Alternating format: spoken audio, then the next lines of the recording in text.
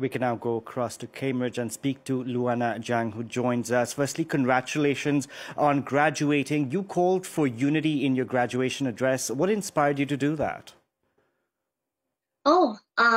I think I actually draw inspiration from Montaigne, our great French philosopher. I know he was writing in 16th centuries where people killing each other for no reasons. Deeply involved in politics as mayor of Bordeaux, but also writes his essay in Chateau. I think one of his favorite lines that I really love is, "We do not need to harden our hearts with those plates of steel. It is enough to harden our shoulders. It is enough to dip our pens in ink without dripping them in blood." And that was one of my favorite lines from Montaigne. And in my speech, I condense it into stay soft in hard times. Your speech has gotten a lot of criticism in your native China. Were you surprised by that reaction? I expected some criticism, but I'm actually surprised to see how quickly the event gets politicized.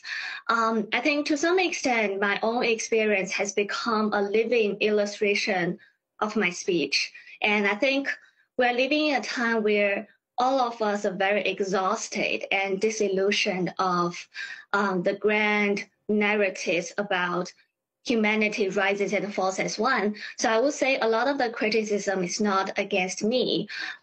It's against, it's a reflection of the time that we live in. Now, China sends a huge number of students to the United States. You know this. What do you think lures a lot of people to the U.S.? I think, at least from my own experiences, when I chose to come here and study in the U.S., I was really lured by how diverse the student body is.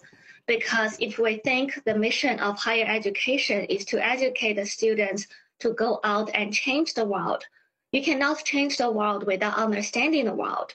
And you cannot understand the world without actually have some sort of human connection with people from different cultures and background. I think that's the part that attracted me the most at American universities. Now, Luana, the Trump administration seems to suggest that they could start going after and revoking the visas of Chinese students studying in sensitive areas.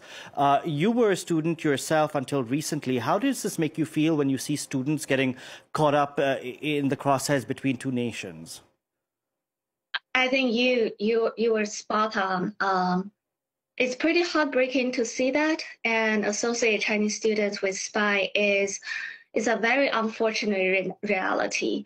And I think having Chinese students here in the United States also opens a door for Americans to understand how China actually looks like. China and America are two of the most powerful countries in the world, and we humanities are facing a lot of dire challenges, and we cannot solve those problems without two countries holding hands and join force with each other. So that's why I decided to come out and have this speech. In essence, ban the existence of Chinese students and international. Do you think this could also sort of force talent to stay at home and also push Chinese institutions to create world-class educational facilities? I mean, if Chinese universities could take this opportunity to create more world-class universities, I think that would be a great thing. But I think for Chinese students, a lot of us wanted to go abroad to get ourselves exposed to different countries and cultures. So I'm not so surprised if a lot of Chinese students are thinking about other places and other universities where they feel more safe and the political environment is more stable. Indeed, Luana Zhang, thank you so much for speaking to us, and good luck in whatever is to come in your future. Thank you very much. Thank you for having me. No problem. Pleasure. I'm here with Blast to try to break the siege on Gaza and to try to do my part to demand an end to this ongoing genocide and blockade. We are on Madeleine, a ship that on June 1st started the trip towards Gaza to try to deliver humanitarian aid in the form of food and medical supplies. And this is a part of the Freedom Flotilla Coalition, which is an initiative that since 2008 has continuously trying to send boats to sail towards Gaza to break the siege and open up a humanitarian corridor. And this we are doing in solidarity with Palestine and as a part of a global solidarity movement that demands justice and liberation for Palestinians. And we urge all of you to keep all eyes on deck and to demand an end to the genocide. Of course, this mission includes many risks that we have included in our risk assessments, but we have made the judgment that the risk of not doing anything is so much higher than our mission here. Countless people are suffering and dying in Palestine and have been for many, many decades, and we cannot just ignore and be silent in the face of injustice, because in the face of injustice we all have a responsibility to act. And if we can use our right to sail on international waters, we are not breaking any laws, peacefully sailing towards Gaza, if we can use those rights to do our part to stand in solidarity and try to step up when our governments are failing to step up, then we will do that. Generally, to the governments of the Western world, is that you have to do everything in your power to stop your complicity and to prevent and stop this genocide. When there is alarm of that a genocide might be happening, which we have passed so long ago, everyone has a duty to try to prevent that genocide from happening, and we have gone so far from that stage already now. But this just shows how much they have failed and how much the international community, international organizations, governments have failed. And we will remember their betrayal, but of course it's never too late to step onto the right side of history, but your failure will be remembered and the world is watching. 蒋雨融同学的哈佛演讲，通篇谎言，他是一个接一个谎言叠加出一个美国人喜欢的美丽故事。比如说，当你买不起卫生棉的时候，我也不会快乐；当你还受到霸凌的时候呢，我也觉得我是不完整的；当你碰到战争迫害的时候呢，比如说加沙战争不是这个小孩子引起的，跟他的死亡呢，我感同身受，我觉得我也像死亡一样。哎呦，是吗？你去过加沙吗？你是20几岁小女生，你懂什么人生历练呢？好好笑哦，有什么可笑的知道吗？这不是人性。你真的觉得一个小女生会因为加沙死了几个童，你感同身受，痛心不已？怎么可能呢？你说你家人受过伤害，你难过，我非常理解，又不是你家，你认都不认识，那么多受过伤害的人，你会难过？你以为是菩萨呀？你别扯了，你知道吗？什么意思？各位知道吗？他就把这个当什么？这当成一个符合漂亮国意识形态的这么一个标杆，那就是DEI 的意识形态。什么叫 DEI？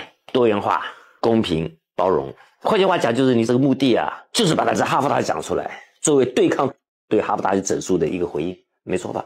你又是一个政治活动，你这是谎言呢。那么你看这个人啊，其实他从高中开始一切被往上批评的都是谎言，包括高中生拿奖，根本就不可，我也不信的。事实上有网友查了结果，他那个学校啊，奖金只能学费免一半，1万英镑。你知道学费多少钱吗？加上生活费7万，还剩下6万英镑，你怎么出的呢？你是拿 F1 签证哦，你根本就不能打工啊，又是谎言。但更过分什么知道吧？他们讲他在蒙古实习，他非洲同学给他打电话说洗衣机上面中文字看不懂，你这是谎言呢。你觉得我们出国到非洲的时候，我们不用当地语言吗？怎么可能呢？然后呢，你说你被你母亲颠沛流离，父母真的离婚了吗？大学天天华为，然后转到杜克，再转到什么哈佛？那谁写的介绍信呢？就是这个律法会，谁安排的？父母安排的。你发现了，蒋雨融的爸爸就是这个组织里面的，厉不厉害？所以律法会的秘书长写了封介绍信让他去念哈佛，你不觉得顺理成章吗？这和董希英有什么差别呢？一模一样的。董希英是哥伦比亚的，蒋雨融是哈佛的，都是父母安排的。他们的父母你注意到没有？什么父母？比如说妈妈是什么律所的合伙人，对不对？爸爸有什么某某基金会的高管之类的，好吧？或者是爸爸是某地的干部，妈妈又是大学的教授。那么他们组织一个非常松散的圈子，叫做白领精英集团。那这是一个什么样的集团呢？给各位读个数据哈，40年前那时候全国是一穷二白，在学术方面基本上没有所谓什么利益集团，没有的。所以1985年农村青年能够进入北大的比例是38.9%，相当高哈。那么能够进入清华的呢，我们就1990年的数据是21.7%，可到现在呢，经过40年的发展，到了2023年，清华跟北大农村青年的比例断崖式下滑到7.5%左右。然后呢，我们就更好奇了，清华北大的学生，如果你不是农村青年，到底你来自于何方？所以我们发现了60%的清北学生，他的家庭都是超过50万元的高收入群体。这是改革开放这么多年来所孕育的一个前所未有的一个新的集团，叫做白领精英集团。你可以把它理解为利益集团，他们手中握有相当的权利，但是他不是像过去所想的利益集团一定表示腐败，不是的。他们干嘛？他们将手中的权利呢找一个出口，帮助子女建立其他新的人脉，帮助子女成功。就是他们的父母亲就能找到很多的路，你都找不到的。因为当你不属于这个白领精英集团的时候呢，你信息是完全是不对称，不可能跟你们沟通的。那么这个事件你们是不应该知道的，为什么突然曝光了呢？我觉得是家庭教育的失败。蒋雨蓉为了达到哈佛大学的自学目标，全篇上充满谎言。从高中开始，一切被往上批本的都是谎言。那么你这个人谎言不断，那我请问你父母对你的家教在哪里？我讲董希莹历经是这个白领精英集团极力培养的一个好苗子，你有如此辉煌的前途，你最后怎么会涉入别人家里当第三者？我都不可能相信，你知道吗？你不晓得在道德层面讲是不可接受的吗？你这么优秀的家庭，你父母亲不教的吗？没教。可是你要晓得，他们应该成为中国下一代的民间领袖哦。为什么？因为你像这个白领精英集团，你有更加优越的天然资源，你有超越几乎所有人的信息差异化，你掌控了权力，透过权力的外溢，你替子女创造出一个极为优越的一个成功的环境。你的子女将来和别的子女相比，更容易成为各行各业的领袖。但是你看，我们精心培养的接班人，如果真的是董希莹跟蒋雨蓉这种水平的话呢，我感到胆战心惊哎。这些人没有个正确的价值观，没有个正确意识形态耶。